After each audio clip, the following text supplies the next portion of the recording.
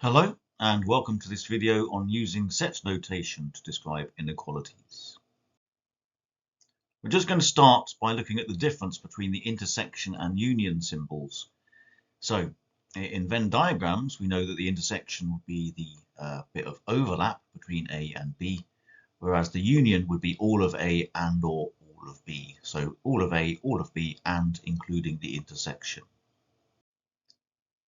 Now we won't need to use the intersection symbol when we're writing inequalities using set notation, but we will need to use the union symbol. And that's used when there are two or more distinct sets of values.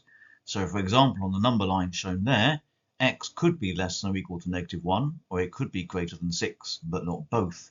So we use the union symbol to show that it can be this or this. And it's shown at the bottom how we write it.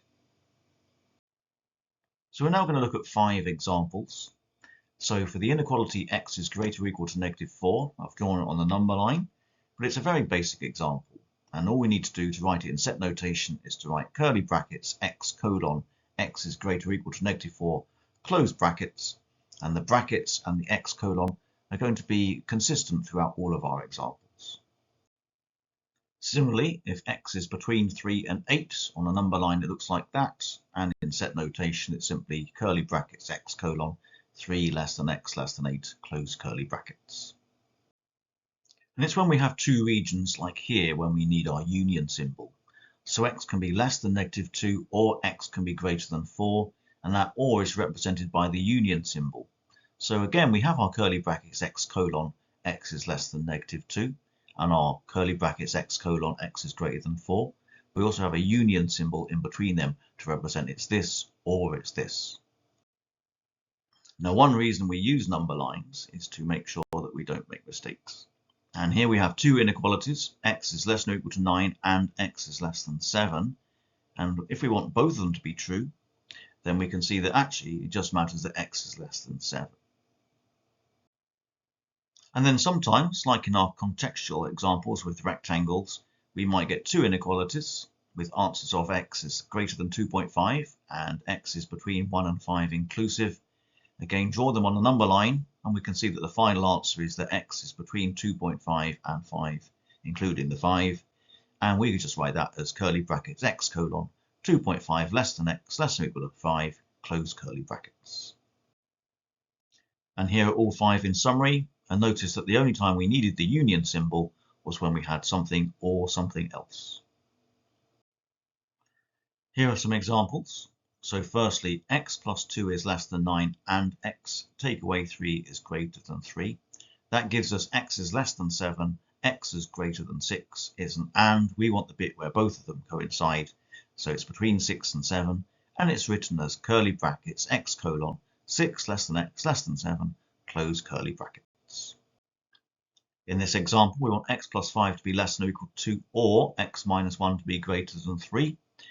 That means that x is less than or equal to -3 or x is greater than 4. They can't both be true at the same time. That's why it's an or, and that's why we have our union symbol in our final answer.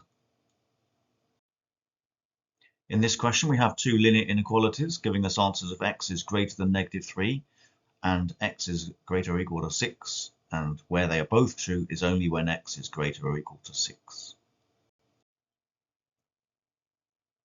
This is a quadratic inequality. Notice it's a greater or equal to 0 when x squared is positive. So our critical values are -7 and 8, and our regions are either side, so less than or equal to -7 and greater or equal to 8, and that's why we need our union symbol.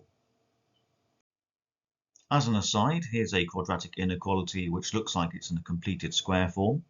The best way to solve it would be to imagine it equal to 3, square root both sides and add 6, so our critical values are 6 plus or minus √3. And then because it's a less than with a positive x squared, we're looking in between 6 minus √3 and 6 plus √3.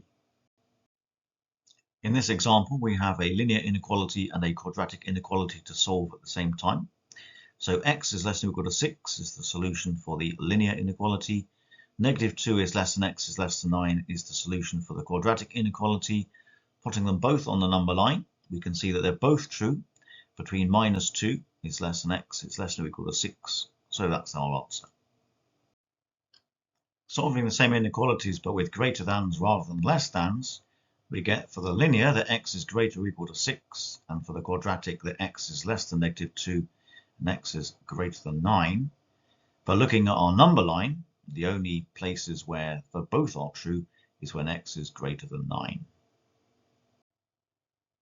To finish off, here are some examples for you to try, answers available separately. And here's an exam question. Thank you for listening.